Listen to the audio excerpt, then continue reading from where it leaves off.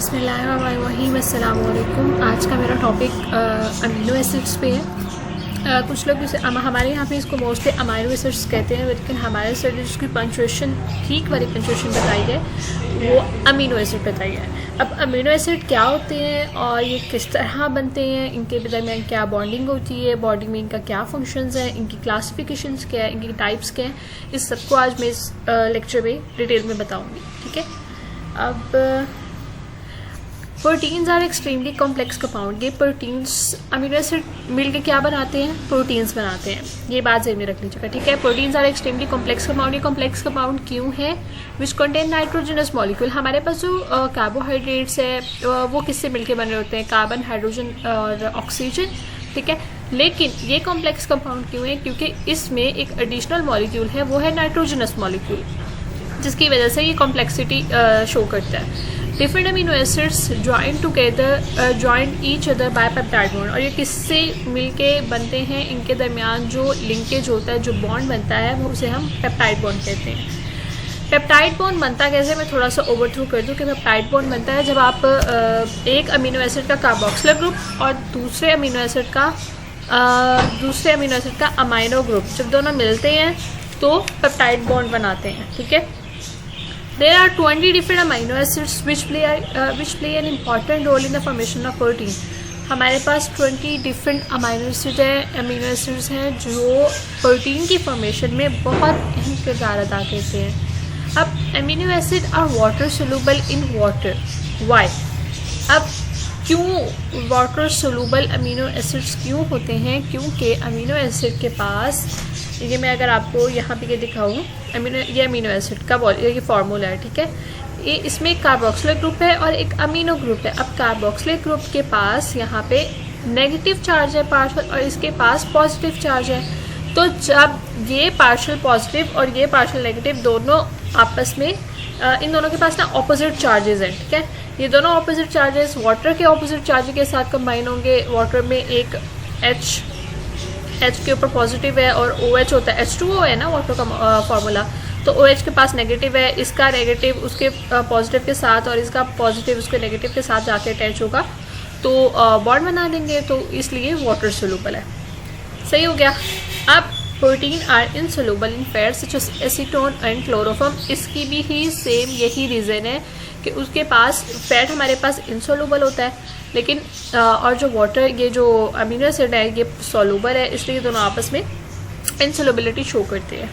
अब amino acid have 2 functional group. Amino acids के 2 functional group है, एक अमीनो ग्रुप NH2 भी कहते हैं उसे, और कार्बोक्सिलिक ग्रुप COOH भी कहते हैं। ये फार्मूला है इसका।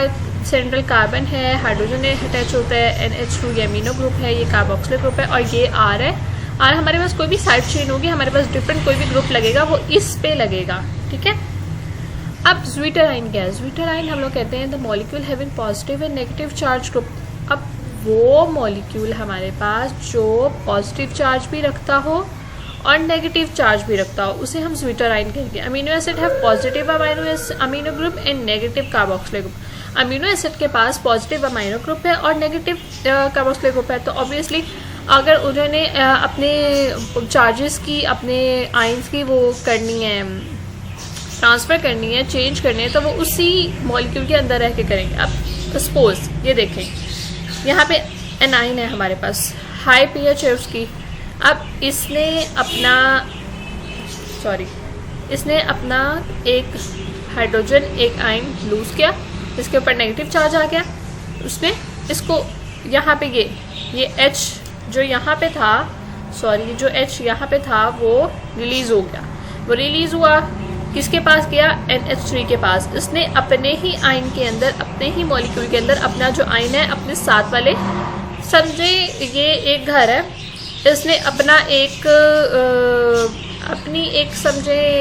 अपने घर का फर्द उठा के ना साथ वाले घर के फर्द में दे दिया। ठीक है।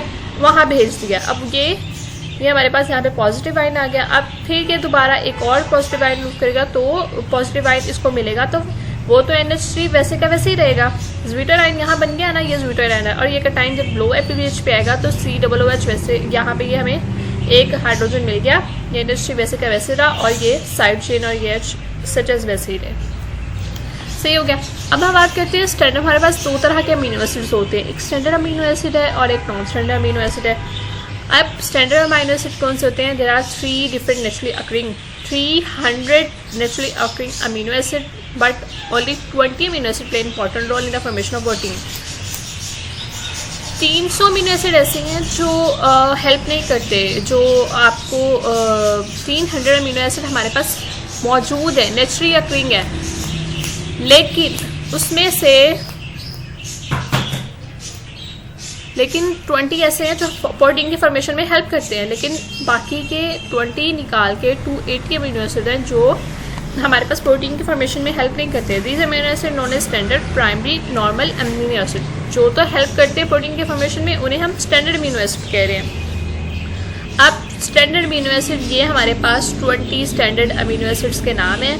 ये एग्जाम पॉइंट ऑफ व्यू से बहुत ज़्यादा इंपॉर्टेंट है। इसमें glycine, alanine, proline, valine, leucine, isoleucine, methionine, phenylalanine, tyrosine, tryptophan, serine, threonine, cytosine, asparagine, glutamine, lysine, arginine, histidine, aspartate और glutamate.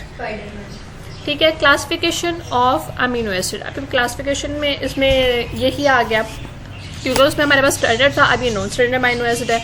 Non standard amino acid does not take part in the formation of protein. वो amino acid जो protein की formation में help नहीं करते, उन्हें हम non standard amino acid कहेंगे। Amino acid play important role in the body protein, लेकिन ये हमारी बॉडी में एक बहुत, बेशक ये प्रोटीन की फॉर्मेशन में हेल्प नहीं कर रहे हैं, लेकिन इसका बहुत एक अहम रोल है हमारी बॉडी में। There are several hundred amino acids which having important physiological function। बहुत सारे अमीनो एसिड ऐसे हैं जिनका बहुत इंपॉर्टेंट फंक्शन है, फिजियोलॉजिकल फंक्शन के पॉइंट ऑफ व्यू से हमारी बॉडी में बहुत अहम किरदार अदा करते हैं। Citrulline, ornithine occur in liver which take part in the formation of urea. Citrulline और ऑर्निथिन हमारे पास मोस्टली लीवर में प्रेजेंट होते हैं और वो क्या करते हैं? यूरिया की फॉर्मेशन में हेल्प करते हैं। ये कुछ नॉन स्टैंडर्ड अमीनो एसिड के बारे में बताया हुआ है कि उनका फंक्शन क्या और वो क्या क्या करते हैं। ठीक है, उसमें एक बीटा एलानिन है। It is part of molecule of vitamin name. हमारे पास एक वाइटामिन का नेम है और उसे पैथोजेनिक एसिड भी कहते हैं। पैथोजेनिक एसिड क्या है? और ये पैथोजेनिक एसिड वाइटामिन B5 है और ये हमारे पास बहुत ज़्यादा वाइडली डिस्ट्रीब्यूटेड वाइटामिन में बहुत ज़्यादा पाया जाता है। It form the part of coenzyme, हमारे पास एक कोएंजाइम का पार्ट बनाता है। Gamma amino butyric acid, it occur in brain and other tissue. ये गैमा ब्यूटारिक एक और another non standard amino acid है, ये हमारे पास ब्रेन और अदर टिश्यूज में पाया जाता है और न्यूरोट्रांसमीटर में उसमें एक अहम किरदार अदा करता है। अब है डाईहाइड्रोक्सीफिनाइलएलानिन, डोपा, इसे डोपा भी कहते हैं। It is used in tissue during the metabolism of phenylalanine and tyrosine. ये फिनाइलएलानिन और ट्रायोसिन हमारे पास एक प्रोटीन है, उसकी मेटाबॉलिज्म में हेल्प करते हैं। L-dopa is used in the treatment of Parkinson, ये एक डिजीज़ है, उसके ट्रीटमेंट में भी ये एज आ एंटीबॉडी मतलब अफेक्ट करता है उसकी ट्रीटमेंट में। ठीक है, डोपामिन इज अ न्यूरोट्रांसमीटर, ये एक न्यूरोट्रांसमीटर भी है। Iodinated amino acid, they are 4 iodinated amino acid. 4 ऐसे आयोडीनेटेड अमीनो एसिड है, mono, di, tri and tetra. और जो लास्ट 2 है ना हमारे पास मीन्स ट्राई और टेट्रा, वो हमारे पास थायराइड हार्मोन है। सही हो गया। अब नेक्स्ट हमारे पास है पेप्टाइड लिंकेज। मैंने आपको पहली स्लाइड में पेप्टाइड लिंकेज के बारे में थोड़ा सा बताया था, पेप्टाइड बॉन्ड क्या होता है, कैसे बनता है। तो amino acid link to each other through a peptide linkage. हमारे पास कोई भी अमीनो एसिड जब आपस में मिलेंगे प्रोटीन बनेगा, तो वो किसके थ्रू बनेंगे? कौन से लिंकेज के थ्रू? पेप्टाइड लिंकेज के थ्रू।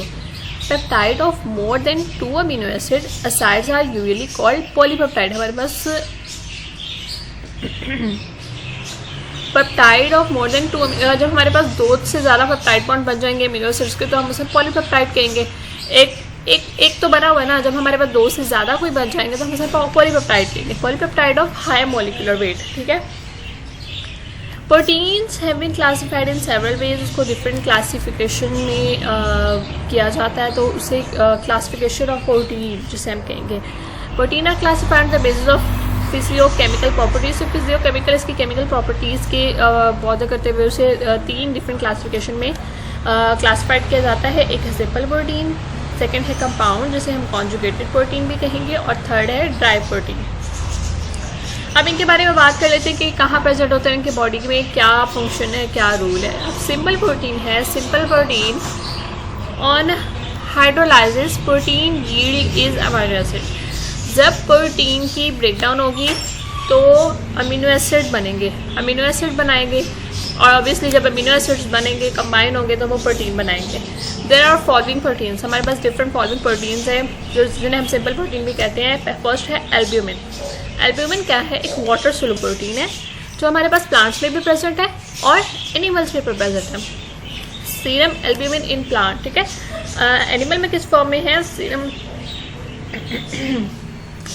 सीरम एल्ब्यूमिन, और लेग्यूम इन प्लांट्स, लेग्यूम की फॉर्म में प्लांट्स में प्रेजेंट है। एल्ब्यूमिन हो गया। सेकंड हमारे पास ग्लोबुलिन है, ये भी एक वाटर सोल्यूबल प्रोटीन है, found in both plants and animals, दोनों प्लांट्स और एनिमल्स दोनों में पाई जाती हैं।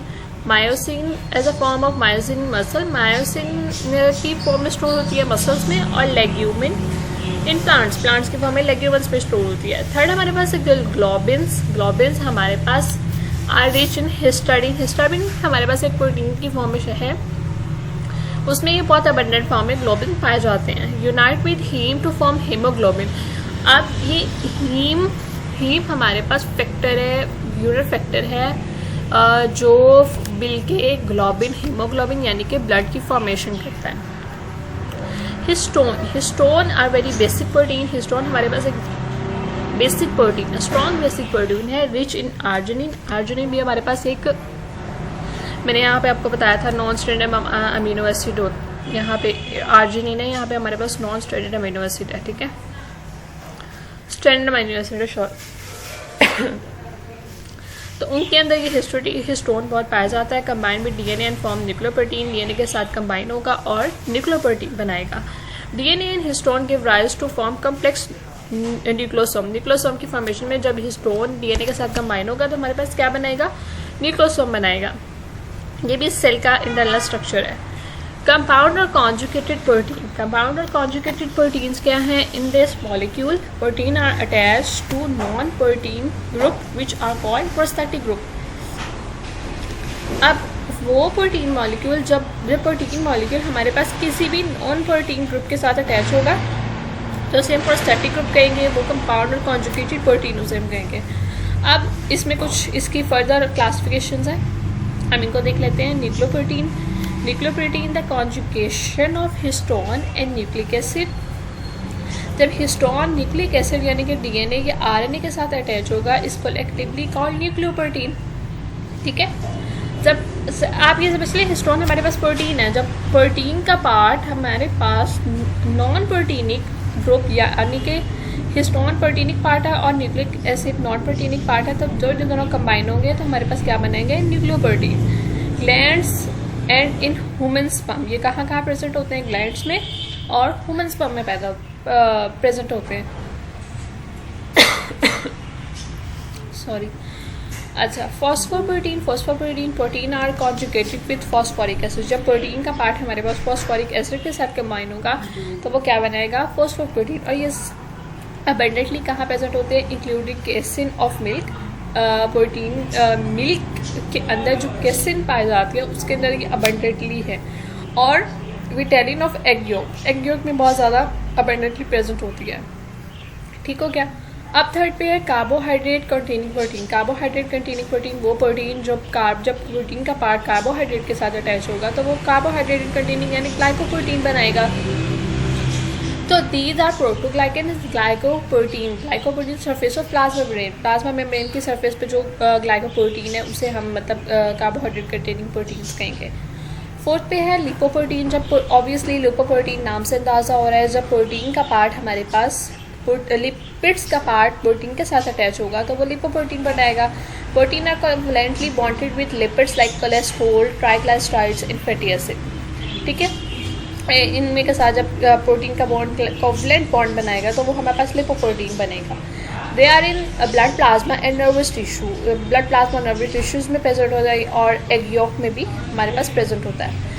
इसलिए कहते हैं एग यॉक बहुत ज़्यादा बेनिफिशियल, अगर आप प्रोटीन की जो उसमें क्वांटिटी है ना वो बहुत हाई होती है, ठीक है। क्रोमोप्रोटीन जब क्रोमोसोम यानी पिगमेंट, क्रोमो हमारे पास लाइट से हम वो उससे करते हैं, क्रोमो पिगमेंट का उससे भी मीन लेते हैं। तो प्रोटीन का conjugative with haem and pigments. Haem हमारे पास ब्लड में प्रेजेंट होता है और पिगमेंट्स जो हमारे पास वो प्लांट्स के अंदर क्लोरोफिल के अंदर प्रेजेंट होते हैं, साइटोक्रोम्स में होते हैं। तो सच एज आगे लिखा भी हुआ है कि सच एज हीमोग्लोबिन है साइटोक्रोम, ठीक है। और अब है metaprotein. These protein are conjugated with metallic atom Fe, ये भी हमारे पास मेटेलिक एटम है, एंड कार्बोनिक एनहाइड्रेस। तो उसके साथ मिलकर क्या बनाएंगे, मेटाप्रोटीन। ये हमारे पास लास्ट टाइप है इसकी फर्दर इसकी हमारे पास स्लाइड है। इसकी फर्दर 4 टाइप्स है, इसको हम देख लेते हैं। तो ड्राई प्रोटीन कौन से होते हैं?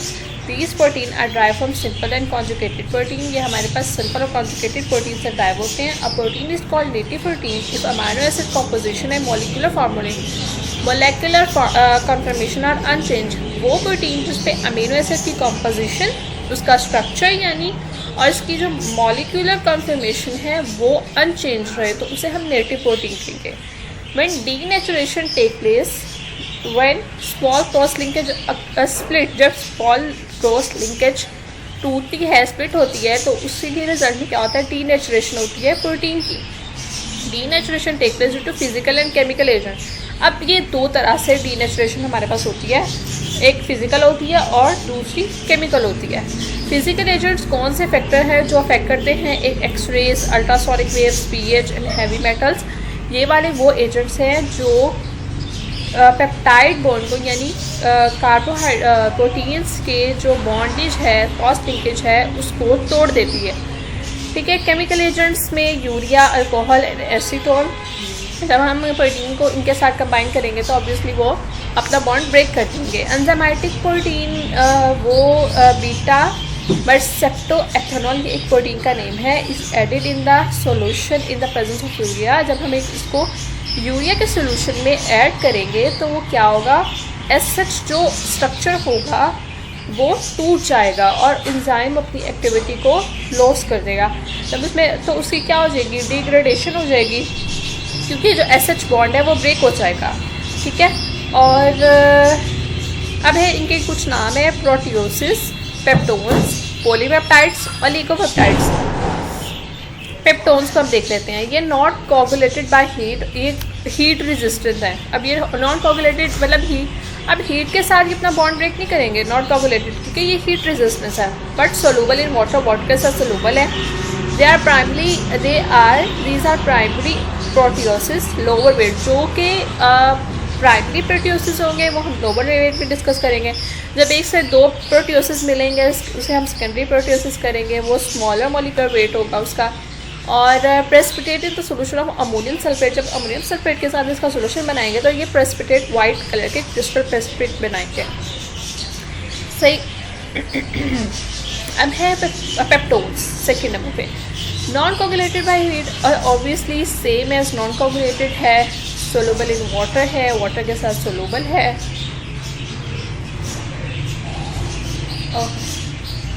और precipitate in the solution of phosphotungstate acid के साथ ये प्रेसिपिटेट बनाएंगे। Polypeptides, the more and more breakdown of peptones, peptones की बहुत ज़्यादा ब्रेकडाउन होगी तो वो हमारे पास क्या बनाएंगे, पॉलीपेप्टाइड्स। द पॉलीपेप्टाइड्स ओलिगोपेप्टोन्स क्या हैं, फ्यू अमीनो एसिड यानी कि 4 to 5 या 3 to 9 जो amino acid residues form oligopeptones. Soluble in water के साथ सोलूबल होंगे, नॉन कोगुलेटेड इन हीट के साथ बॉन्ड अपना ब्रेक नहीं करेंगे। और किसके साथ, phosphotungstic, same as it is peptones वाला, उसके साथ ये प्रेसिपिटेट बनाएंगे। तो डेट्स इट, ये हमारा आज का लेक्चर था। उम्मीद है आपको यहाँ तक क्लियर हो गया होगा। अगर कोई क्वेरी है तो आप उसे कमेंट सेक्शन में लाजमी पूछ लेगा, और वीडियो को लाइक, सब्सक्राइब एंड शेयर लाजमी कर दीजिएगा। And must subscribe. Thank you so much. मेरे हालांकि एग्ज़ाम्स होने वाले हैं, बट फिर भी मैं चाह रही थी कि मैं अपना वीडियो डाल दूँ ताकि मेरी भी रिवीजन हो जाए और आप लोगों के लिए भी हेल्पफुल हो। Thank you so much. अल्लाह हाफिज़।